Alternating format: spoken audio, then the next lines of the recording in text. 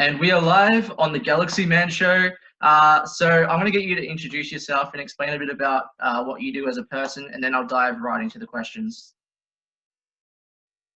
Hi, yes, Beth Champion, actor, voice actor, person looking for other things to do in this time. Have been acting for about 30 years and started off kind of accidentally. Yeah, I think that's, and currently, currently doing a lot more recording using my voice.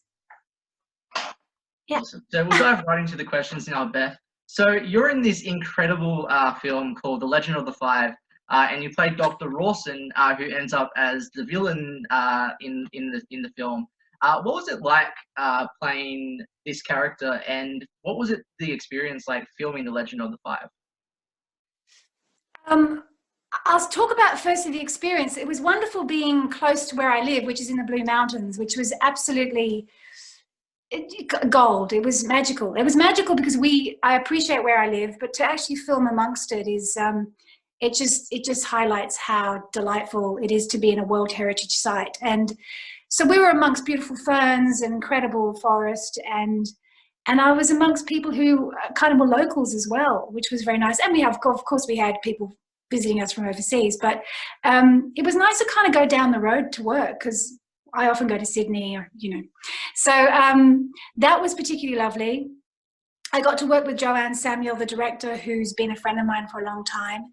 I actually auditioned for a different role, got this one surprisingly, and playing a baddie. I mean, okay, you can call her a baddie. Just playing an incredibly flawed, determined character was something I'd never done before, because I tend to play very nice, sweet people.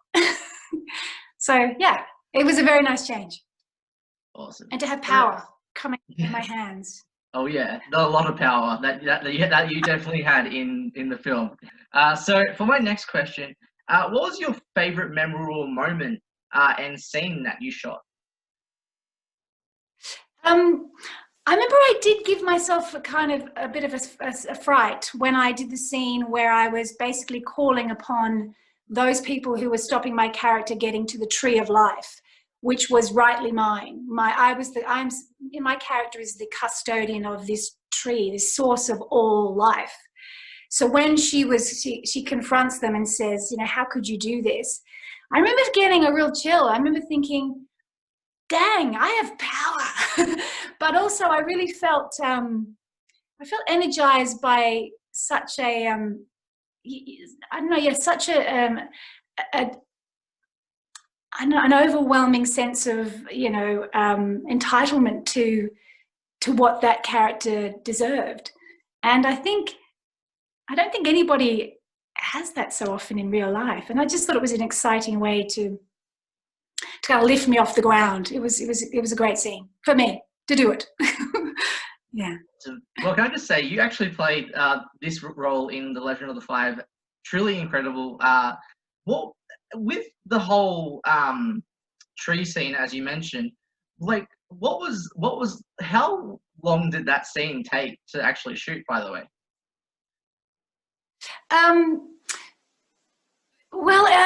Yeah, I think we did it over a couple of days. You mean this is the scene where no spoilers, but yeah, with my brother as well? Yeah, so that's played by Tyrrell Moore, and the character Marduk, who, it was quite tough because there was just a lot to cover, just coverage-wise, and I think we also had issues with light and things like that. So it was, so we had the elements. Not only we had the elements in our film, but we had a lot of elemental things to deal with just on set. So, but I absolutely love Terry, who played my brother. So wanting to be nasty to him was a stretch. So, but it was a nice, intimate set. So a very quiet set in a lot of ways. So I felt everyone felt quite protected and looked after, which was great. And that comes from the top. That comes from Joe being in charge. I mean, yeah. So for my next question, to people that haven't actually seen The Legend of the Five, why do you recommend people go see The Legend of the Five? I look, I think, it's an adventure. It takes you out of your, it just takes you out of your everyday. And I think it's a wonderful nod to, fantasy, kind of retro fantasy, in my opinion. The way it looks, it takes me back into sort of that, my childhood kind of idea of fantasy. And that's what I liked about it. I like the humor of the 5 characters. I like their innocence, and and I think their quest is it's a really just quest. It's a really kind of honorable quest, I guess. So I think it emboldens young people to go see it, to say, let's fight for something that is worthy and bigger than us. Let's go look for something that's bigger than where we currently are, locked in, somehow feeling a little trapped or feeling a little quashed by what's going on in the world. So it's that's why I would suggest to have an adventure. Awesome. So my next question. Yep. Yes. I was going to ask you a question, don't worry. Yes, you can. Yeah, feel free to ask. Yeah. Oh, no, I was going to say, so you have an incredible array of people that you like to talk to, and I just wonder, what's the main connection with those people? Are they just they're actors, or? Yeah, good question. So I just love supporting, especially in these times. I love supporting you guys. You guys are all amazing. The people that I've talked to so far are all incredible, and I just love supporting, and interviewing is my passion, and that's why I love doing it, because I love supporting, and I love it. I can tell. Yeah. I think it's great. I'm glad you do, and I'm glad to ask questions and to be curious about other people is such a generous thing to do, just naturally. I mean, the fact that you want to find out about how people tick is just really interesting. And where are you in Brisbane? Is that Brisbane. where you are? Yeah. Okay. Yeah. Good. Where it's sunny most of the time. Yeah, pretty much. Yeah. So on to the next question. If The Legend of the Five could get a sequel, and your character could come back, what next would you want to see from your character? Maybe she could be better at reasoning with people. No, but I actually would like to have another crack at it, because essentially we don't know whether she feels that she can live forever, and I think there's why not? And we don't know what happens to her, and I believe that she would have the power to continue her journey, to go back to be that, to have that power and that ownership of the Tree of Life, because it was bestowed upon her many hundreds of years before. So she's entitled to that. So I think another quest where she protects it and gets to it is would be exciting. Any kind of a journey to that, and maybe I just change tack. Maybe I'm a little sweeter and more charming, and that might help. That might help next time, instead of being fierce. Yeah. I'd say vicious. Yeah. Love a go at it. Awesome. So for my next question, you were actually also in Home and Away, and you played the character Rachel Webb. What was that experience like for you? Well, it was one of my first jobs. I think I did Brides of Christ before that, where I was playing a nun, which was incredible. And then, so going for Summer Bay, I think it was the other way around. I can't remember. It was a long time ago. I enjoyed being what felt like a kind of a regular cast member for a few months. I felt like I was part of that family, which was great. And I got to work with Les Hill. I think that was who I was. Yeah, Les Hill was my love interest. And it just taught me so much. You have multicam, you have people who just know their thing, they know what they're doing, and they're very, very accomplished at that. So because my journey of acting is an apprenticeship anyway. I learned just by working. I did a little bit of drama school, but then I basically learned on the job. So working with these people who had been just seasoned, who knew what they were doing, I soaked it all up. So yeah, it was a great experience. Awesome. I like that. And I've been back to the Bay recently. I was another character recently. I was on about a month or so ago. Okay. I was a counselor. I was listening very intently. Yeah. Awesome. Yep. So for my next question, you were actually also in A Place to Call Home, and you played Mrs. Newman. What was that experience like for you? That was a pretty small role, but you know what? I loved going back in time. It was beautiful. I mean, they have an incredible art department, and it's just so faithful to the era. I mean, so going back into the 50s, late 50s it was, yeah. Noni Hazelhurst, I mean, goodness, some incredible actors. So I just think, just getting to work anytime is an incredible privilege, I think, in this business. Doesn't matter how small the role is, just being amongst people who are your people is exciting. It's great. And should always, you should always show gratitude, because it's so, for me, it happens here and there, and when it does, it's magical. So yeah, it was great. That was a great, very just a really high quality series, that entire series. So for my next question, you were actually also in this film called My Pet Dinosaur, and you played Jennifer Emroy. What was that experience like for you? My Pet Dinosaur was amazing because Matt Drummond is an absolute legend and an incredible outlier. He directed, wrote, directed, he's a cinematographer, he did all the special effects. So he created every aspect of that film. It was a very small crew because he is this incredible talent who just does everything. And I got to work also with my partner. He played the antagonist, he played the baddie on that. So we didn't have many scenes together, but it was nice having him on set occasionally. And it was an Americanized production, so we all had American accents, and that was a nice a spin on that, I suppose. And we got to also film that locally. So we were out west, out in the mountains areas. So again, films being made in the Blue Mountains for us who live here is just such a wonderful thing. And lots more films are being made here, which is, it's to be encouraged, because we have so many great locations as well. And actors who live up here, just so you all know, out there. So lots of good actors. Yeah. So onto that, who actually inspired you into acting in the first place? It's interesting. I'd like to say it was one particular person, but I was thinking about this recently, and I used to watch really great things on TV when I was younger. But I also, what I was mostly fascinated with were the kind of insincere and not quite right performances, things that were not authentic. And I was always wondering, why are those actors kind of acting? Why are they being a little shallow in their performance? So I wanted to kind of delve into how you could make, have real emotions that could be presented to your audience, and how. So that was a quest. So I was interested in doing that. So even though I was very shy, when I finally had an opportunity to show that I could, or learn those skills, I really was fascinated by the behavior, by presenting true human behavior. Yeah.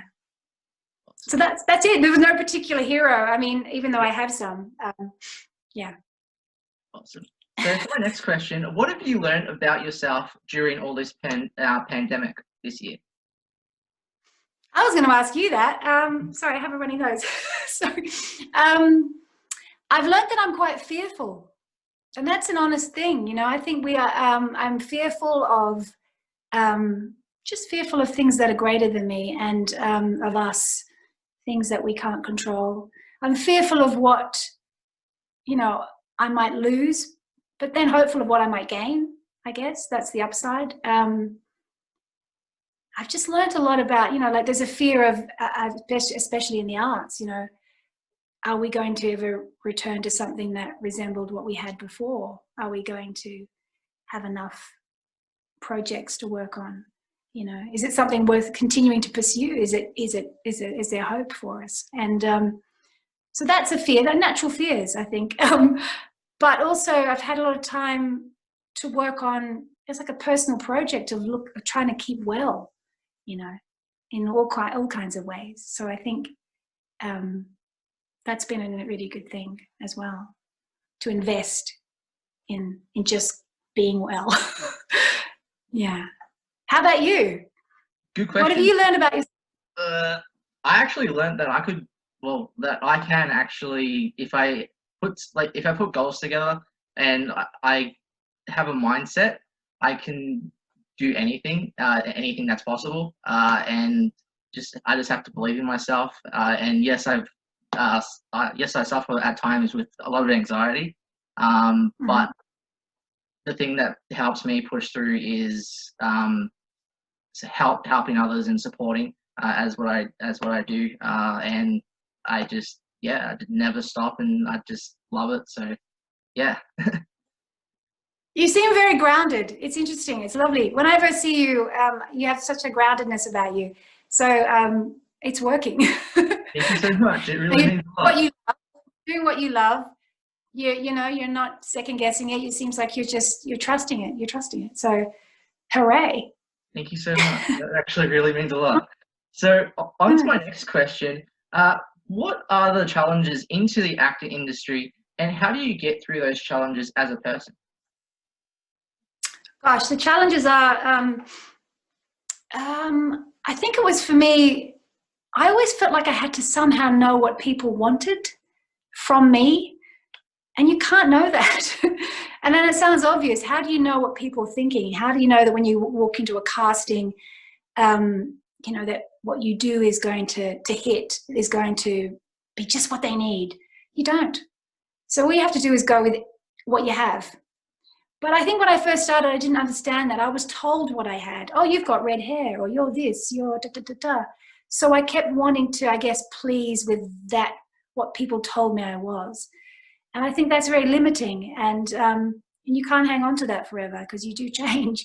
So it's just that what you have is your best asset. And you just invest in that. Like you've just told me, you know, you just trust. If you believe it, you know, you're partway there, aren't you? And you can't please everybody. And that's not the point. It's the point that you've got to enjoy why you're in a room doing an audition, why you are on set, why, you know, what's your purpose? And I'm 50, so it's like, it's taken a while to kind of have these things percolate in my brain. So I would say you just have to trust that you are enough. Awesome. Yeah. So on to my very last question, Beth. So what new projects do you have installed after all this pandemic stuff? I want to tell you, I've got so much going on. I do want to tell you that. I actually am having a chat with some people who created a really amazing TV series, which they have wanted me to be part of. And I'm excited about that. So I hope that we can have that lift off the ground.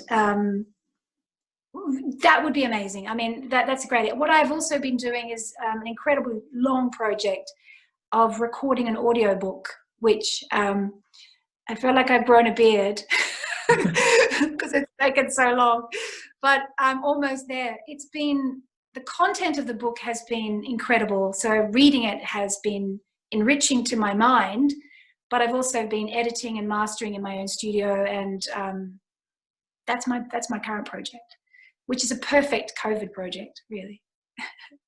So awesome. I would love to tell you that I'm doing something soon, and I think I will be, because I'm going to take your advice and just believe it. You do. I think that's especially what we all have to do in these times. Like, we have to believe in ourselves and know that we can do anything as a person, because we at this very time we are all in this together, and that's all that matters. So yeah. There's comfort in that, isn't there? Knowing that, you know, we're all out there having the same sort of feelings, and can we just be a big community? Which I think is, if you think it's all about, oh, it's so terrible where I am right now, it's like, but we're in the same community. It's just a very big one. Yeah. I totally agree. Well, thank you so much, Beth, for coming on to my show. It means so much. You have such a bright future ahead of yourself. Never stop being you. So yeah, any last final thoughts or anything that you would like to say? Jacob, you're very kind, and I just think what you're doing is giving people who are rattling around at home, perhaps wondering what their next job is, a little bit of hope to, you know, introduce themselves back out there. And I think it's a very kind and generous thing that you do. So I'm going to keep watching. So thank you very much. One tree is all trees. Their roots intermingle in the ground. A ticking clock, and time is almost up.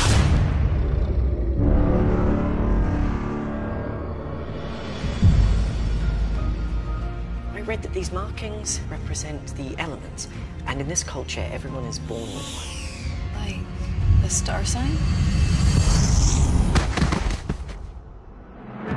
Okay, we need to know where we are, how we got here, and how we're getting back. You are in the grove of the earth element. We are in tune with the music of creation. We can manipulate nature, heal others. Nowhere in this forest is safe. We're all gonna die out here. Do you really think that 5 children could stand against the end of the world? I'm just trying to figure out where to go next. I can't believe you locked me out of here. This was my home! Where does it say heroes can't make mistakes? We are not going to give up. You'll soon discover how meaningless you are in this equation. Why can I ever save the people who are most important?